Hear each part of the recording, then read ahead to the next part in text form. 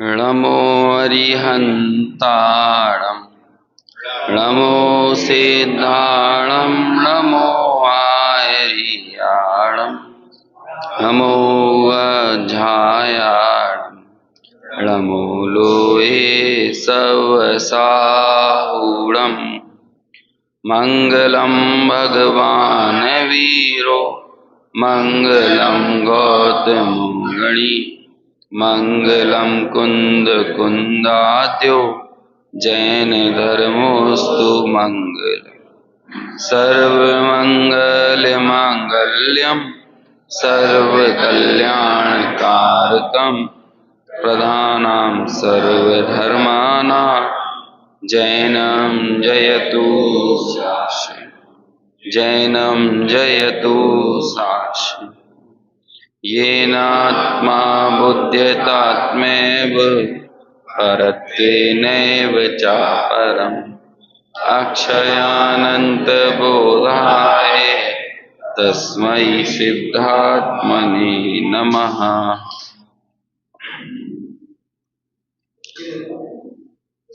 श्लोक नंबर 104 समाधि तंत्र। पिछले श्लोक में अपन ने शरीर के संचालन में जो निमित्त नैमित्तिक व्यवस्था किस तरह से बनती है इसकी चर्चा की। प्रश्न खड़ा किया था वहां पर शिष्य ने कि जब हमारे ही चलने से हमारी इच्छा होती है, हमारा मन करता है तो हम चल पाते हैं, जब बैठने का मन होता है तो बैठ जाते हैं। दौड़ने, भागने, खाने पीने सभी काम तो हम हमारे मन के अनुसार या जैसा हम चाहते हैं वैसा कर लेते हैं, और जो हम करते हैं जैसा सोचते हैं वैसा ही शरीर का परिणमन भी हो जाता है। तो जब ये प्रश्न किया तो आचार्य ने कहा, और उस प्रश्न के साथ उसने ये कहा था कि भाई चूंकि हमारे चाहने से ये क्रिया हो रही है तो किसी न किसी अपेक्षा से कुछ ना कुछ शरीर और आत्मा में अभिन्नता तो होगी ना, तभी तो ये चलना उठना बैठना करना वाली क्रियाएं आत्मा और शरीर की साथ साथ होती हुई देखी जाती हैं। तो उसका समाधान दिया कि वास्तव में तो शरीर का कोई सीधा संबंध है नहीं, लेकिन वायु का संचार होता है।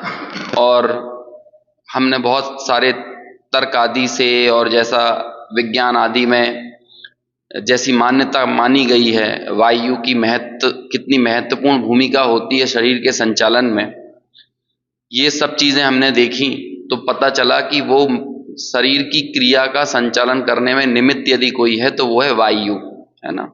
लेकिन उस वायु का सृजन या संचारण कैसे होता है तो कहते हैं वो होता है जीव के राग देश से, उसकी इच्छाओं से। तो इस तरह से वो राग देश यानी अशुद्ध उपादान रूप जीव वो एक निमित्त बनता है वायु के संचार रूप क्रिया में। तो इस तरह से इतने सारे क्या कहें बीच के कनेक्शन हैं, इतने सारे वाया एक पूरी प्रक्रिया या प्रोसेस है। इस प्रोसेस के थ्रू ही पूरे शरीर की क्रिया का संचालन होता है। और चूंकि ये प्रक्रिया इतनी जटिल है, इतनी घनी है, तब जाकर टोडरमल जी कहते हैं कि निमित्त नैमित्तिक संबंध बहुत घने हैं। और यही घनत्व, यही जो घनापन जो निमित्त नैमित्तिक संबंधों का है इस पूरी प्रक्रिया में देखने को मिलता है। आचार्य ने तो बस एक शब्द में कह दिया था कि राग देश से वायु का संचार है और वायु के संचार से शरीर के क्रियाओं का संचालन हो रहा है। मैं कौन हूं इस पूरी प्रक्रिया में करने वाला, मैंने क्या किया, मेरा जो इंग्रेडिएंट्स है इस पूरी प्रक्रिया में, मेरा जो तत्व है वो तत्व इस पूरी प्रक्रिया में किस तरह से शामिल रहा, उसने क्या किया। तो कहते हैं कि उसने मात्र जाना और जानने के अलावा कुछ नहीं किया। राग देश का भी वो ज्ञाता ही रहा। राग देश की उत्पत्ति के बाद जो वायु का संचार यानी स्फूर्ति पैदा हुई, जो स्टिमुलेशन हुआ, उसका भी ज्ञाता रहा। और उसके बाद जो पूरी शारीरिक क्रिया हुई उसका भी मात्र ज्ञाता ही रहा। इसलिए मात्र ज्ञान मात्रता ही मेरा कार्य है और इस कार्य में ही ज्ञानी रहते हैं। तो जब इस पूरी प्रक्रिया को, इस सघन व्यवस्था को समझ लिया, तो अब इस सघन व्यवस्था को समझने के बाद ज्ञानी और विवेकी पुरुष क्या करते हैं, ये प्रश्न खड़ा होता है। और इसी प्रश्न के उत्तर में अब अगला श्लोक आने वाला है ना जी।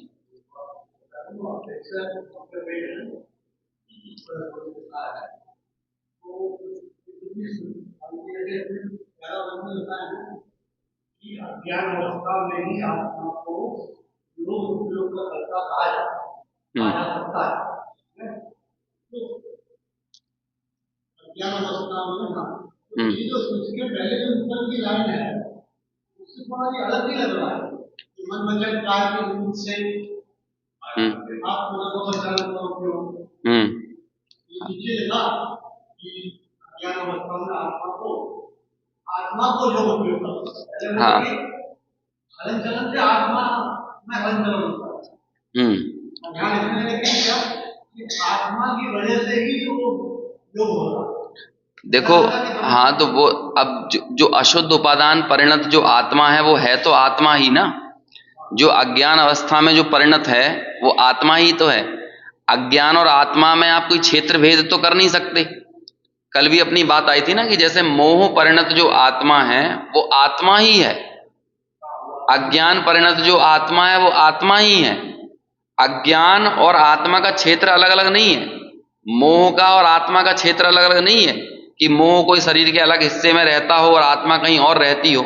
ज्ञान और आत्मा अलग नहीं रह रहे हैं, उसी सेम क्षेत्र में, समान क्षेत्र में ही अज्ञान और मोह, बल्कि मोह परिणत ही है वो। जैसे स्फटिक मणि में यदि लाल पीला काला रंग झलक रहा है तो बोलो स्फटिक मणि से लाल पीला काला रंग, जो लाल पीला काले रंग परिणत जो स्फटिक मणि है वो लाल पीले रंग से क्षेत्र भेद थोड़ी है, उसी जगह पे। लेकिन कहते हैं वो लाल पीला काला रंग स्फटिक मणि का स्वभाव क्यों नहीं है? क्योंकि वो परावलंबन से हुआ है। जो लाल पीला काला रंग है ना, ऐसे ही मोह राग द्वेष अज्ञान, ये इस परिणत आत्मा है तो आत्मा ही, क्षेत्र वो ही है, लेकिन ये मोह राग द्वेष अज्ञान ये आत्मा का स्वभाव क्यों नहीं है? क्योंकि परावलंबन से हुए, परावलंबन के कारण वो स्वभाव नहीं है। अब इसके लिए क्या कहें, वो कौन सा शब्द लेकर आए? जैसे कह रहे हैं अज्ञान अवस्था में आत्मा ही योग उपयोग का कर्ता कहा जा सकता है, तो आत्मा ही को तो कहेंगे अज्ञान अवस्था में। अब अज्ञान अवस्था वाला आत्मा मतलब वो अशुद्ध उपादान, यही अशुद्ध उपादान है। अशुद्ध उपादान यानी क्या होता है? उपादान यानी क्या है? सिंपल समझो, उपादान यानी योग्यता, योग्यता है ना, जो उसकी अपनी योग्यता। अब अशुद्ध उपादान मतलब क्या? उसकी ही योग्यता है अशुद्धता रूप परिणत होने की, इसलिए उसे बोल रहे हैं अशुद्ध उपादान। जैसे कि स्फटिक मणि की अपनी योग्यता है लाल पीले काले रंगों को झलकाने की, वो किसी और की नहीं है। लेकिन वो लाल पीला काला रंग स्फटिक का रंग नहीं है, ये आप कैसे बताओगे? यदि योग्यता ना होती तो झलकता नहीं, और यही उसका स्वभाव होता तो सदाकाल सर्वदा रहता। अब सदाकाल सर्वदा नहीं रहता तो क्यों नहीं रहता? क्योंकि संयोगी है, किसी ना किसी के अवलंबन से हो रहा है। ऐसे ही मोह राग देश रूप आत्मा परिणत हुआ। यदि आत्मा में उपादान शक्ति नहीं होती, मोह राग देश रूप परिणत होने की, तो कभी होते ही नहीं। जैसे इस माइक को कोई मोह राग देश रूप परिणत करके बता दे, क्यों नहीं हो रहा ये? क्योंकि इसमें वो उपादान ही नहीं है, इसमें वो योग्यता नहीं है कि ये मोह राग देश रूप परिणत हो जाए। तो वो आत्मा में ही है योग्यता, इसी को बोलते हैं उसका वैभाविक गुण, ये उसका वैभाविक परिणमन है। लेकिन ये वैभाविक है, ये अशुद्ध है, ये उपादान उसका स्वभाव भाव नहीं है, शुद्ध भाव नहीं है। इसकी सिद्धि कैसे करेंगे? इसकी सिद्धि इस बात से होगी कि सदा सर्वदा नहीं रहता वो, पहली बात। दूसरा, कोई ना कोई अवलंबन चाहिए है, अपने आप नहीं होता वो। मोह राग द्वेष अपने आप नहीं होता, कोई ना कोई अवलंबन नहीं मिलेगा तो मोह राग द्वेष रूप आत्मा परिणत नहीं होगा। इससे क्या प्रूव हुआ कि वो अशुद्ध उपादान। तो अब कहते हैं वही अज्ञान अवस्था वाला आत्मा, जिसे आत्मा ही कह रहा है, अशुद्ध निश्चय ने आत्मा ही कह रहा है, अशुद्ध निश्चय ने नाम ही उसका है जो राग में यानी जो अशुद्ध भावों में और आत्मा में कोई भेद ना देखे, उसका नाम है अशुद्ध निश्चय ने। यदि भेद देख लेगा तो व्यवहार हो जाएगा, यदि वो निश्चय न है तो इसीलिए निश्चय न है क्योंकि वो भेद नहीं देखता। तो किसमें भेद नहीं देखता? किसमें? विभावों में और आत्मा में कोई भेद नहीं देखता। वो राग और आत्मा को एक में एक ही मानता है। अशुद्ध निश्चय को तो यही काम, जिम्मेदारी यही सौंपी गई है कि तुम ऐसा ही विषय प्रस्तुत करो जिसमें हमें कोई भेद ना दिखे। और वो भेद भी कैसा, कहां भेद ना दिखे, वो ज्ञान दर्शन चारित्र का भेद नहीं देखने वाली बात नहीं हो रही है। कहते हैं तुम अशुद्धता में और आत्मा में कोई भेद मत देख लेना। यदि अशुद्धता में और आत्मा में तुमने भेद देख लिया तो तुम्हारा जीवन चला जाएगा, क्योंकि तुम्हारा काम ही ये था ना कि तुम तो ऐसे ही यही काम करते। जैसे कई बार अपन लौकिक में काम करने के लिए करते हैं ना, कि एक आदमी को काम सौंप दिया कि तुम छिलके उतारो, सब्जी बनाने के लिए छिलके उतारने का ही काम है तुम्हारा, है ना। दूसरे आदमी का काम है कि वो जो उतरी हुई जो सब्जी थी, अब उसके कोई बड़े वगैरह बनना है तो उसको कहते हैं बेसन में लपेटो, मतलब बस भजिए वगैरह कुछ भी बनना है, वो सब्जी के, भाजी के, किसी भी चीज के, तो तुम उसे बेसन में लपेटो। अब जब बड़े बड़े पैमाने पे काम होता है तो ऐसे ही 3-3, 4-4 लोगों को अलग अलग काम दे दिया जाता है ना। अब कहते हैं कि यदि एक व्यक्ति दूसरे व्यक्ति का काम करने लगेगा तो उस व्यक्ति की मूल उपयोगिता चली जाएगी। जैसे सब्जी उतारने का, छिलके उतारने का काम दिया है, यदि वो दूसरे का काम करने लगेगा तो छिलके उतारने का काम कौन करेगा? उसकी उपयोगिता चली गई ना। जिस काम के लिए जो आदमी निर्धारित किया गया उसे वही काम तो करना पड़ेगा। ऐसे ही हमने प्रतिपादन शैलियों में इन नयों की व्यवस्था की है। कहते हैं यदि अशुद्ध द्रव्य को एक में एक बताने का काम जिस अशुद्ध निश्चय नय का था, यदि वो अशुद्ध निश्चय नय वो काम नहीं करेगा तो ये काम कौन करेगा?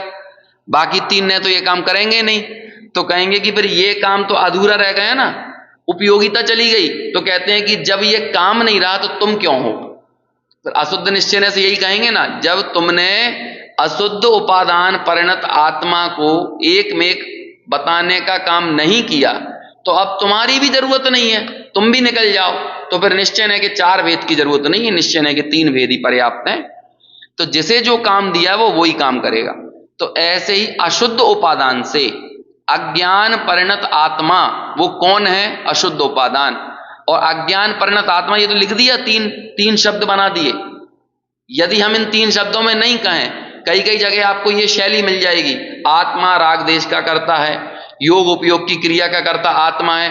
अब अपन को बाय डिफॉल्ट क्या समझ लेना है? यहाँ पे लिखा नहीं है लेकिन समझ लेना है। समझ नहीं है ना? छोटा बच्चा जब ये समझने लगता है कि भाई शक्कर का डिब्बा मतलब क्या होता है, तो अब आप उसे बताओगे कि स्टील अलग है और शक्कर अलग है, लेकिन स्टील के संयोग से शक्कर के डिब्बे को शक्कर का डिब्बा कहा जा रहा है, तो ये बताने तो थोड़ी है। जब वो हैबिचुअल हो गया तो सीधे कहा शक्कर का डिब्बा लिया है। या फिर लोक में भी ऐसा होता है ना, मम्मी की रोटी। अब मम्मी की रोटी कौन सी होती है? अब मम्मी की रोटी समझ गए ना। अब जैसे बच्चे बोलते हैं कि हमें मम्मी की रोटी अच्छी नहीं लगती, दादी की रोटी अच्छी लगती है। तो दादी की रोटी मम्मी की रोटी अलग अलग है कि वो आटे की रोटी है? बताओ काय की रोटी लेकिन ये कैसे हमने बना लिया ये, और हम ऑटोमेटिक चीजों को समझने कैसे लगे? क्योंकि हम लोक भाषा में बहुत पारंगत हो चुके हैं, लेकिन शास्त्रीय भाषा में ये पारंगतपना नहीं आता है। तो इसलिए हम इफ और बट हर जगह खड़े करते रहते हैं, ऐसा क्यों है, ऐसा क्यों है, ऐसा क्यों है। लेकिन हर एक बात नयों में निबद्ध है। तो अज्ञान परिणत आत्मा ना भी कहा जाए, और जब ये कहा जाए आत्मा उपयोग, योग और उपयोग का करता है, तो हमें खुद समझ लेना है कि वो कौन सा आत्मा है। अशुद्ध उपादान परिणत क्या कहते हैं? 8वें नंबर की गाथा है द्रव्य संग्रह की, जहां पर जीव के वहां पर अलग अलग अधिकार आए, जीव की चर्चा आई। जैसे कि जीव कैसा है? जीव करता है, जीव भोगता है, ये सब है ना। एक एक फिर एक एक अधिकार को, मतलब एक एक विशेषण को बताने के लिए स्पेशल गाथाएं लिखी गई। तो 8वें नंबर की गाथा, उस गाथा के सारे बोल क्या हैं? कर्तापने को बताने वाले हैं।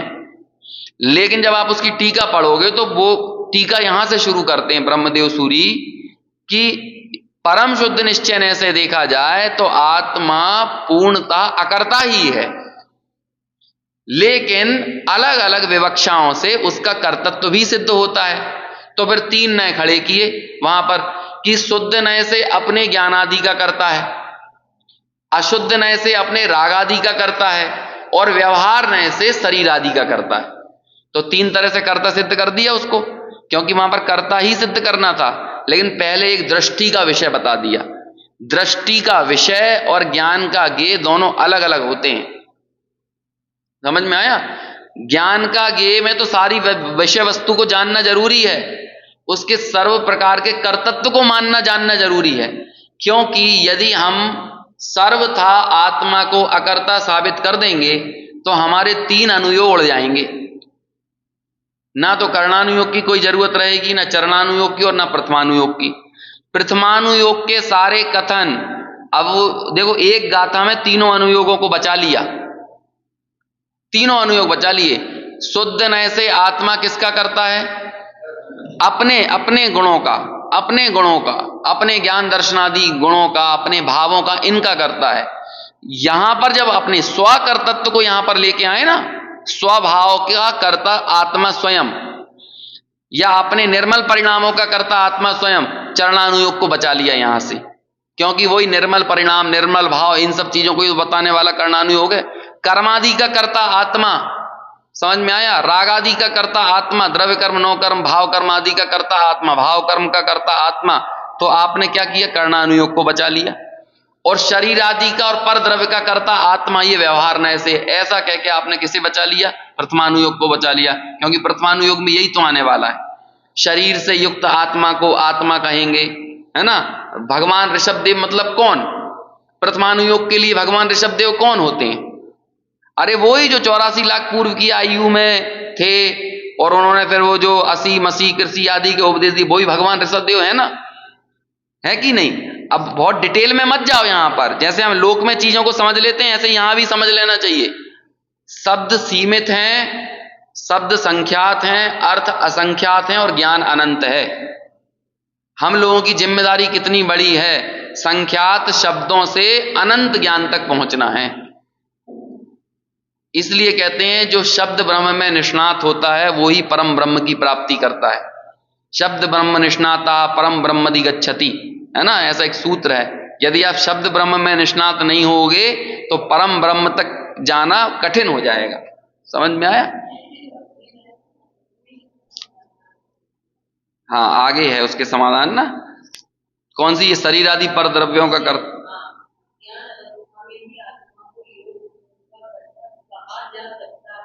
हाँ हाँ, निमित्त रूप भी नहीं है। अज्ञान अवस्था में आप कह लो कदाचित योग उपयोग का, लेकिन वास्तविक बात तो क्या है? शरीर आदि का कर्ता वो निमित्त, और कहा जा सकना अलग है और होना अलग है। समझ में? दादी की रोटी कही जा सकती है लेकिन दादी की रोटी होती नहीं है। समझ में आया? मम्मी की रोटी कहीं नहीं होती, शक्कर का डिब्बा कहीं नहीं होता। समझ में आया? आप एक चीज को कितने तरीके से कह सकते हो? एक ही बात को आप कितने तरह से, एक मान के चलो ये माइक रखा है, इस माइक का कथन ही आप 50 तरह से कर सकते हो। टेबल का माइक, पंडित जी का माइक, अब बोलो कितने तरह का माइक हो गया ये? काला माइक समझ में आया? ऑडियो वाला माइक, कितने एक चीज, एक वस्तु को, इस चीज को मैं 100-150 तरह से कह सकता हूं। ऊपर रखा माइक, छोटा माइक, अब बोलो कितना माइक? अब इनमें से माइक कौन है? इतने कथनों से मैं बता रहा हूं, वस्तु तो जैसी है वैसी है, और वो सारे धर्मों को ये वस्तु एक समय में लेके बैठी हुई है। मैं जब बोलूंगा तो किसी एक धर्म को ही बोलूंगा।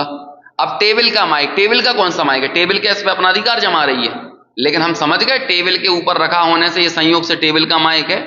ऐसे ही कह देते हैं लोक में बहुत सारे योग और उपयोग के कार्य को आत्मा का कार्य, लेकिन वास्तव में आत्मा का कार्य नहीं है। जैसे इस माइक को भी अपेक्षा नहीं है टेबल पे होने की, और टेबल को अपेक्षा नहीं है कि माइक मेरे ऊपर रहे, और ये ना टेबल चाहती है कि मेरे से इस माइक का परिचय दो, ना माइक चाहता है कि मेरा परिचय टेबल से दो।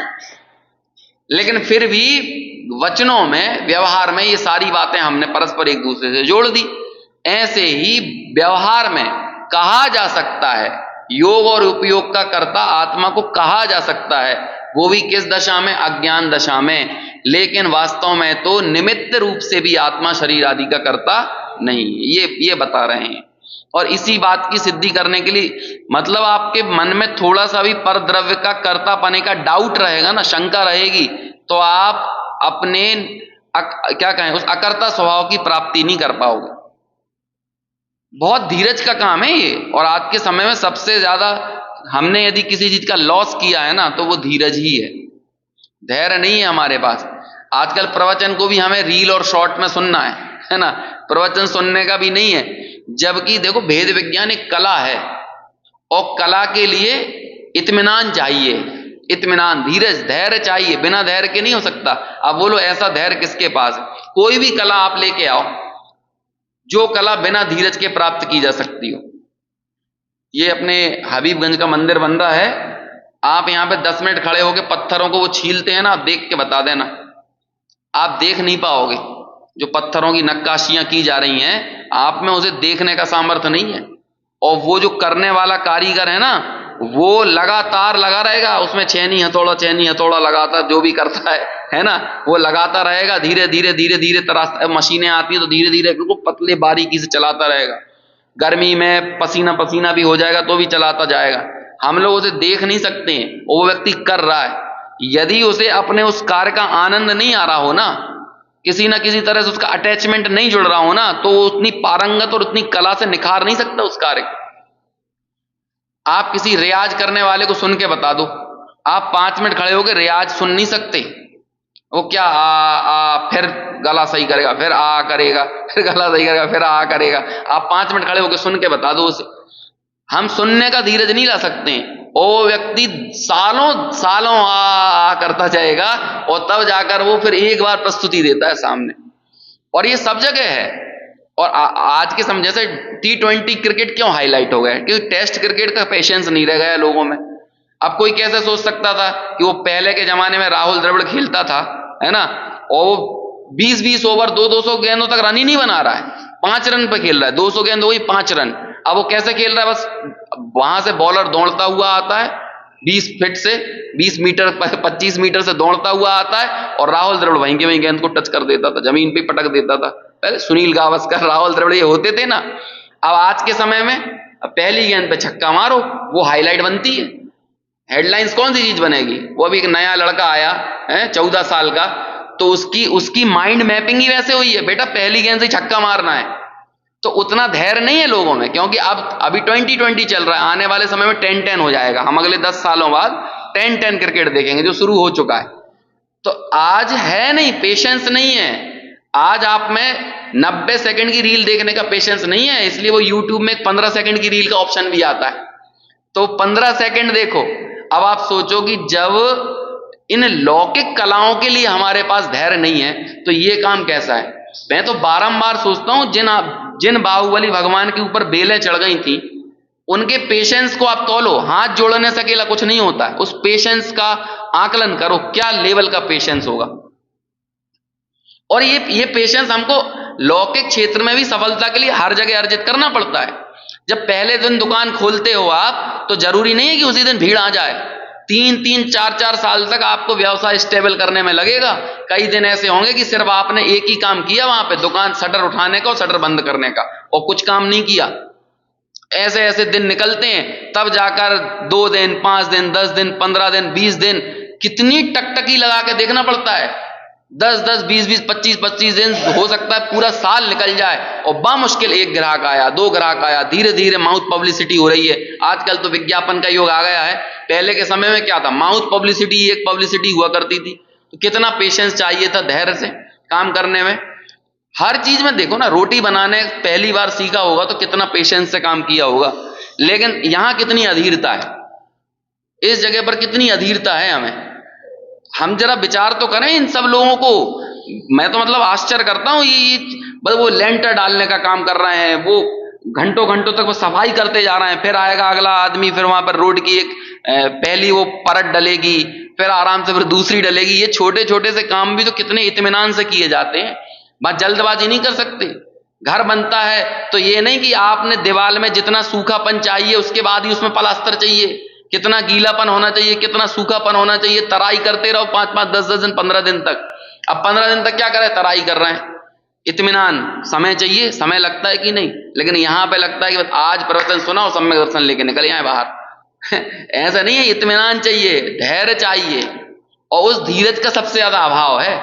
कंटिन्यूटी चाहिए, क्रमबद्ध पर्याय के साथ साथ क्रमबद्ध स्वाध्याय चाहिए। समझ में आया?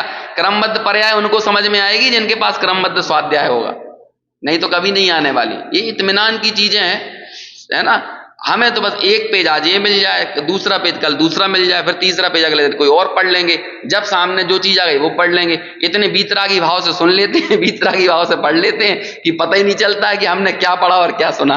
बल्कि नियमितता है। अब आप ये मुझे एक इस पूरी दुनिया में आप अपने इर्द गिर्द एक आदमी बताओ जो कुछ नहीं करता हो तो भी आनंद में बैठा हो। बोलो कुछ ना करे, यदि जो आदमी बैठा है ना, शांति से बैठा है, आप शांति से बैठना किसे कहो? जो इंस्टाग्राम लेके बैठा है, जो फेसबुक लेके बैठा है। आप बिना अवलंबन के शांति से बैठने वाला आदमी बताओ क्यों नहीं बैठ पा रहा है आदमी? क्योंकि धीरज की कमी है, धैर्य नहीं है। ये सब चीजें पेशेंस मांगती हैं, वक्त लगता है हर एक चीजों में। 20-20, 25-25 साल की साधना होती है, तब जाकर कोई व्यक्तित्व हमारे सामने आता है। लोक की बात कर रहा हूं मैं, अभी धर्म अध्यात्म की बात नहीं कर रहा हूं। 25-25 आपने वो क्या कहते हैं पद्म श्री दे दिया जाकिर हुसैन को, पंडित रविशंकर को, हरिप्रसाद चौरसिया को। ये सब लोग क्या है? एक दिन के बने हुए लोग हैं या 5 साल 2 साल 4 6 8 10 महीने के बने हुए लोग हैं? जिंदगी भर के लोग हैं, जिंदगी भर बांसुरी बजाई तब जाकर हरिशंकर प्रसाद चौरसिया बनते हैं वो। जिंदगी भर तबला बजाया, एक दिन नहीं बीता होगा, हो सकता है थोड़ा खाना डिले कर दिया होगा, लेकिन तबले की थाप नहीं छोड़ी होगी, तब जाकर वो जाकिर हुसैन बने। तो ऐसे ही कौन का सम्यक दर्शन होगा? जिसके एक दिन भी विचार ना चला जाए, कदाचित खाना भूल जाना उस दिन, लेकिन तत्व विचार से रहित नहीं चले जाना। और वो तत्व विचार का रॉ मटेरियल कहां से मिलेगा? कहां से मिलेगा? वो तत्व विचार का रॉ मटेरियल, कच्चा माल यहां से मिलेगा। नहीं तो ये स्वाध्याय नहीं होगा तो क्या विचार चलेगा? क्योंकि हमारे पास कच्चा माल ही, अरे जैसा आटा होगा वैसी तो रोटी बनेगी। तो जिस चीज से हमने रॉ मटेरियल लिया, हमने टीवी से लिया, व्हाट्सएप से लिया, फेसबुक से रॉ मटेरियल लिया, तो विचार क्या चलेगा? जैसा आटा वैसी रोटी। बस ये क्या है? तत्व विचार तो प्रोसेसिंग हो रही है, रोटी बन रही है, रोटी सिक रही है, लेकिन उसका कच्चा आटा कहां से आया है? वो आया स्वाध्याय से। ये दुनिया को देखने का दृष्टिकोण मिलेगा। नहीं तो दुनिया में सुख को देखने का दृष्टिकोण क्या है? रुपया पैसा हो, तो अभी रुपया पैसा हो, यही चिंतन और यही विचार क्यों चल रहा है? रॉ मटेरियल, कच्चा माल मिला है ना। वो कच्चा माल आपको यही मिला हुआ है कि लोग ये कहते हैं कि भैया पैसे वाले ही सुखी हैं, धन से ही सुख खरीदा जा सकता है, धन होगा तो ही रुतबा रहेगा, प्रतिष्ठा रहेगी, अनुकूलताएं रहेंगी, सब उससे रहेंगी। और सब लोग यही बताने वाले हैं। तो हमारा कच्चा माल ये आया तो फिर रोटी कौन सी बन रही है? मतलब विचार क्या चल रहा है? बस वही चल रहा है। समझ में आया ना? तो ये है धीरज, ये धैर्य। खैर चलो आगे बढ़ते हैं। अब यहां पर प्रश्न करते हैं कि शरीर यंत्रों का आत्मा में आरोप और अनारोप करके जड़, अज्ञानी और विवेकी पुरुष क्या करते हैं? ज्ञानी और विवेकी पुरुषों का क्या काम है? अब आप ये समझ लो कि इस अध्यात्म की अदालत में आचार्य पूज्यपाद का अंतिम स्टेटमेंट है ये, है ना। क्योंकि इसके बाद वाला श्लोक जो है वो तो प्रशस्ति है, अंतिम प्रशस्ति लिखी जाती है ना कि ये ग्रंथ मैंने लिखा, इतने समय लिखा, इस भावना से लिखा, वो अंतिम प्रशस्ति है। तो फाइनल स्टेटमेंट तो ये है, बस 105 गाथाओं के इस ग्रंथ का फाइनल स्टेटमेंट है। अंतिम तो सिर्फ उपसंहारात्मक श्लोक है। विवेकी पुरुष क्या करते हैं? क्या करना है? इतनी सब चीजें पढ़ ली, जान ली, सुन ली, समझ ली, अब करें क्या? यदि हमें भी उस विवेकी पने का तमगा चाहिए तो विवेकी होने का तमगा मिलेगा कैसे? वो बताते हैं। तान्यात्मनि समारोप्य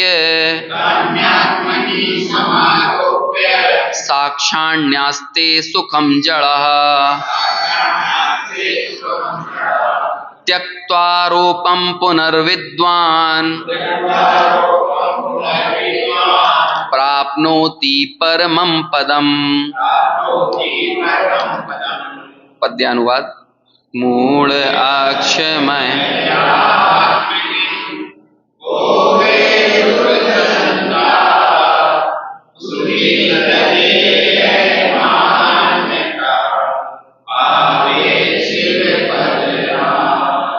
देखो क्या कहते हैं, तानी आत्मनि समारोप्य। तानी यानी उस पर। अब उस पर किस पर? जो पिछले श्लोक में कह रहे थे। तानी, तानी मतलब किस पर? शरीर के संचालन पर। जो शरीर का संचालन हुआ ना, तो उस शरीर के संचालन पर तानी, यानी वो शरीर का संचालन, वो इंद्रियों का संचालन, वो जो कुछ भी हुआ ना, जिसकी चर्चा पिछले श्लोक में कही। अब वो इंद्रियों का संचालन कैसे हुआ वो बता दिया, शरीर का संचालन कैसे हुआ वो बता दिया, लेकिन फिर भी उस शरीर के संचालन पर तानी आत्मनि, वो शरीर का संचालन कौन करने वाला है?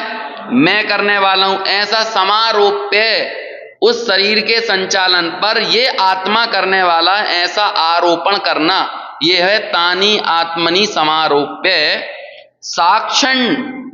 साक्षण्यास्ते सुखम जड़ा। तो क्या कहते हैं कि ऐसे उस व्यक्ति ने क्या किया? असुखम, असुखम, जो सुख नहीं है, जो जड़ है ना, या असुख को यानी दुख को कौन प्राप्त करता है? कौन उसको प्राप्त करने वाला है? तो कहते हैं साक्षण्य, अक्ष सहित जो है वो कहलाता है साक्षण्य। अपन लोग बोलते हैं ना साक्षात, तो साक्षात यानी क्या होता है? अक्ष यानी, अक्ष के दो अर्थ होते हैं, एक अर्थ होता है इंद्रियां और एक अर्थ होता है आत्मा, है ना। उसी अक्ष में से आंखें भी निकल आता है। तो साक्षात, तो हमने साक्षात देखा, तो साक्षात देखा मतलब क्या? हमने इंद्रियों सहित, हमने किसी और वाया चीजों को नहीं लिया, इन इंद्रियों ने सीधे उनके कांटेक्ट में रह के चीजों को ग्रहण किया, इसे बोलते हैं साक्षात। और निश्चय परक अर्थ होता है आत्मा के सहित, मतलब ज्ञान सहित चीजों का अनुभव करना, वो होता है साक्षात, है ना।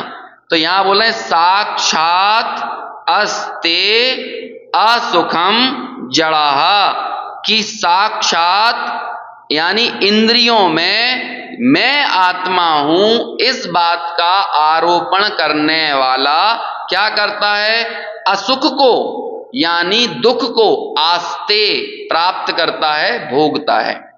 कौन दुख को भोगता है? जो इन इंद्रियों में, शरीर के संचालन में मैं आत्मा हूं ऐसी मान्यता से ग्रस्त होता है, वो ही क्या करता है? दुख को भोगता है। और ऐसा व्यक्ति कौन है? उसे क्या शब्द दिया? जड़ाहा। कौन है वो? अब ये सोचो, ये आचार्यों की भाषा समिति है, कैसी है? क्या बोल दिया? मूर्ख नहीं बोल रहे, क्या बोल रहे हैं? अरे जड़ ही हो, और क्या है? जो जड़ को आत्मा मान रहा है वो कौन है? जड़ ही है, और क्या है? ऐसे व्यक्ति के लिए क्या कहें? ऐसी उस परिणति को क्या कहें? जो परिणति उठती है, जो उठती तो ज्ञान से है, ज्ञायक से है, लेकिन वो जड़ के प्रति इतनी समर्पित है, देह के प्रति, इंद्रिय भोगों के प्रति, इंद्रिय विषयों के प्रति इतनी समर्पित या आत्मार्पित है, तो उसको ये लगता है कि यही मैं हूं, यही शरीर में हूं। अभी जब इसकी टीका करेंगे आचार्य, तो फिर एक एक चीज को थोड़ा और खोलेंगे।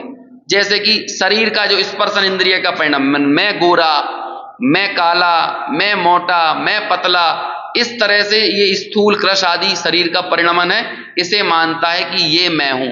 तो ऐसी मान्यता वाला कौन है? जड़। साक्षात कौन हो? जड़ हो। लेकिन दूसरी तरफ क्या कहते हैं? विद्वान कौन है? किसे कहते हैं विद्वान? त्यक्त्वा आरोपम पुनर्विद्वान।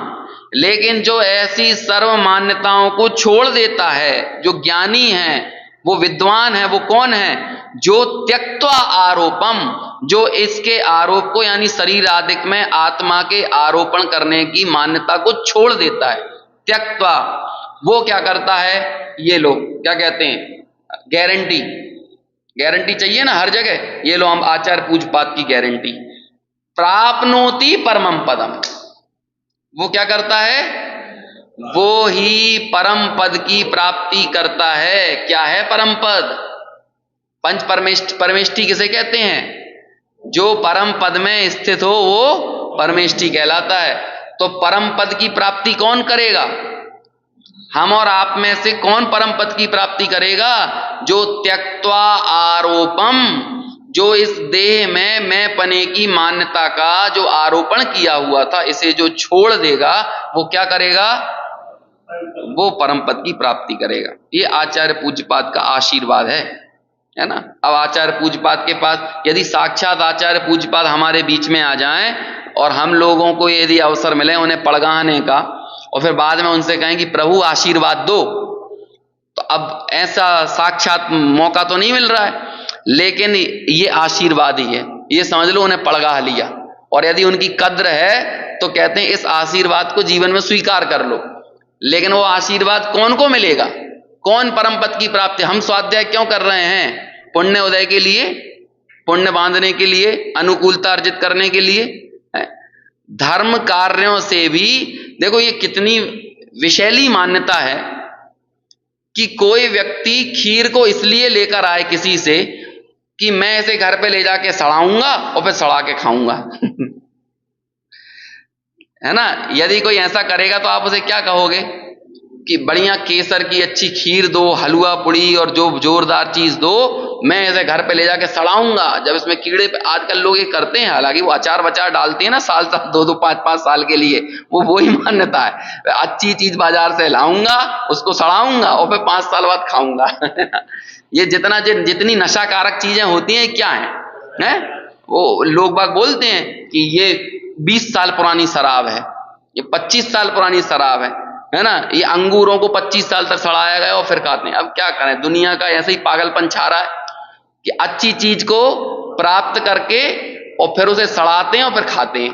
तो ऐसे ही हमें देवगुरु शास्त्र मिले, हम देवगुरु शास्त्र के पास आए और हमने बोला हे प्रभु दुकान मिले, मकान मिले, घर गृहस्थी मिले, परिवार मिले, तो हमने ये क्या जो पुण्य मिला था उस पुण्य का क्या किया उपयोग कि पाप की सामग्री मिले। तो हमने वर्तमान के पुण्य से संग्रह किया पाप का, उसको सड़ाया और फिर कालांतर में भोगा यही तो किया पुण्य के उदय का। वो देवगुरु शास्त्र किस लिए मिले थे, ये स्वाध्याय किस लिए मिला था? इसलिए कि हम इससे पाप की सामग्री अर्जित करें, फिर उसे भोगें और फिर उसे अच्छे से सड़ाएं और फिर कालांतर में खाएं। तो कहाँ खाओगे? उसे खाने की सुविधा इस सामान्य लोक में नहीं है। सामान्य लोक में मतलब संगी पंचेंद्रिय पने में नहीं है, उसे निगोद में लेके भोगना पड़ेगा। इसे सड़ा के यदि देवगुरु शास्त्र भी मिल गए और उनसे भी हमने ये अर्जित करने की चाहना की कि प्रभु हम आपके दरवाजे पर इसलिए आए, आपको शांति धारा इसलिए कर रहे हैं, आपको क्या कहते हैं अभिषेक इसलिए कर रहे हैं, आपकी पूजा भक्ति प्रक्षाल इसलिए कर रहे हैं, और यही कार्य हमने जिनवाणी से किया।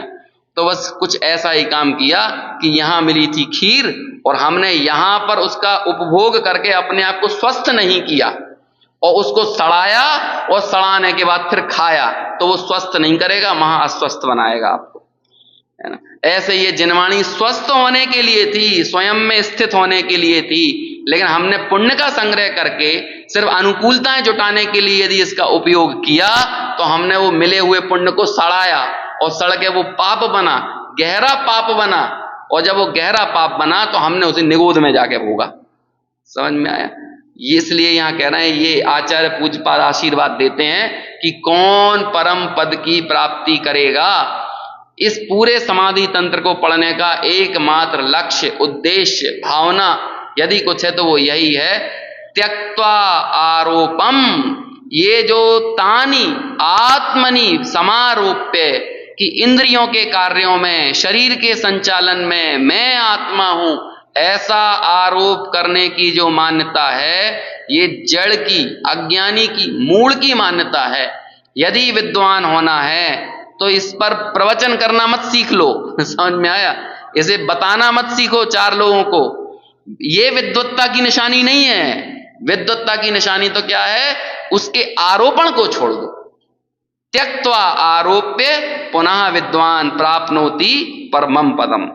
चलो एक बार और श्लोक पढ़ते हैं, फिर अपन टीका और पढ़ेंगे इसकी। तान्यात्मनि समारोप्य साक्षाण्यास्ते सुखम जड़म त्यक्त्वारोपम पुनर्विद्वान प्राप्नोति परमं पदम। मूल अक्षमय आत्मगिन भोगे दुख संता सुधी तजे यह मान्यता पावे शिव पद आ। टीका। उन अक्ष सहित शरीर यंत्रों को, अक्ष यानी इंद्रिय सहित शरीर यंत्रों को आत्मा में आरोपित करके कि वे ही आत्मा है ऐसा आरोपण करके, यानी शरीर यंत्रों को आत्मा मानकर, जब हमने शरीर यंत्रों को आत्मा माना तो क्या माना, तो कहते हैं मैं गोरा हूं, सुलोचन यानी सुंदर आंख वाला हूं, मैं मोटा हूं इत्यादि अभेद रूपपने से यानी एकत्व बुद्धि से इसे आत्मा में आरोपित कर कर जड़ बहिरात्मा जैसे असुख सुख को, असुख सुख हो यानी जिसमें सुख नहीं है, दुख रूपी सुख वही है असुख सुख, जैसे असुख सुख हो वैसे वर्तता है, परंतु विद्वान अंतरात्मा प्राप्त करता है। क्या प्राप्त करता है, उस परम पद को, मोक्ष को। और क्या करके प्राप्त करता है, तो कहते हैं तज कर। क्या तज कर, शरीर आदि को आत्मा में जो आरोप किया था, अध्यवसाय किया है, उसको त्याग कर परम पद की प्राप्ति करता है।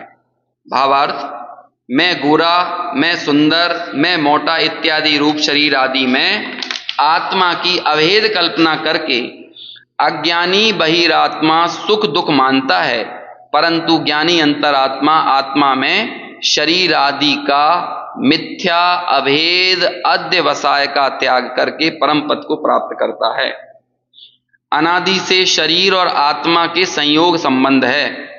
इस संबंध के कारण शरीर के अंगोपांग की क्रिया देखकर अज्ञानी को यह भ्रम होता है कि ये सब क्रियाएं आत्मा की हैं, परंतु वास्तव में आत्मा और शरीर के लक्षण एक दूसरे से अत्यंत भिन्न हैं। एक चेतन और अरूपी है तथा दूसरा अचेतन जड़ और रूपी है। दोनों के मध्य मात्र निमित्त नैमित्तिक संबंध है, परंतु अज्ञानी भ्रम से निमित्त नैमित्तिक संबंध के बदले कर्ता कर्म संबंध समझकर अपने को सुखी दुखी मानता है। ज्ञानी को शरीर और आत्मा का भेद ज्ञान है। वह शरीर की क्रियाओं को आत्मा की क्रिया नहीं मानता। उसको शरीर में आत्म बुद्धि एकता बुद्धि नहीं है, इसलिए उसको शरीर की क्रिया में कर्ता बुद्धि नहीं है।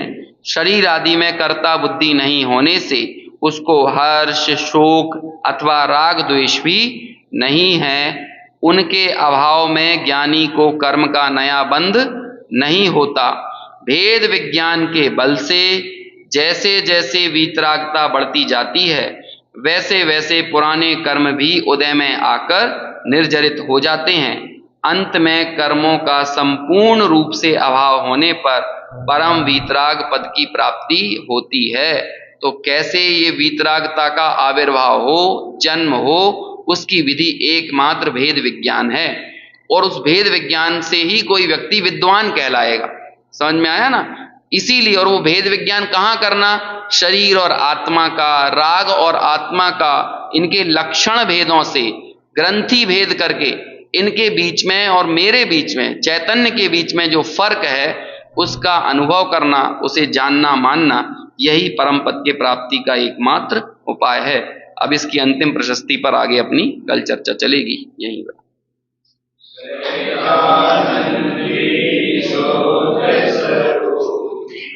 अविनाशी